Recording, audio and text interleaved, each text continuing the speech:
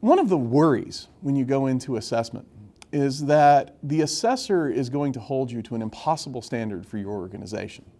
But one of the beautiful things about the SOC 2 assessment in particular is that the standards can largely be organizationally set. Provided you hit certain minimum thresholds, it isn't really my place to tell you how you're doing it is wrong. Instead, think about your organization and its maturity. Think about the idea that the thing you do is actually present.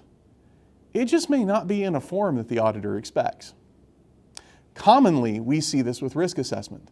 You can't run a business in today's world and not constantly be asking yourself, what can go wrong tomorrow? How do I keep that from happening? How do I make sure that my services get delivered on time and appropriately?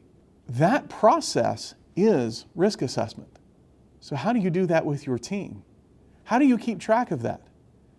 Do you have a stand-up every week where you talk about the last week's risks that popped out in the SANS newsletter? If so, did you take minutes?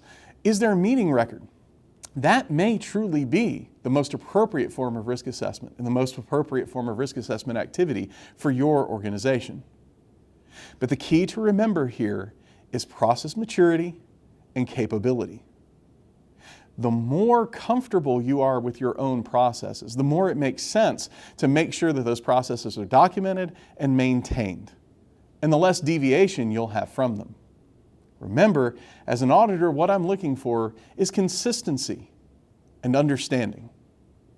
And keeping things consistent is difficult to do without documentation.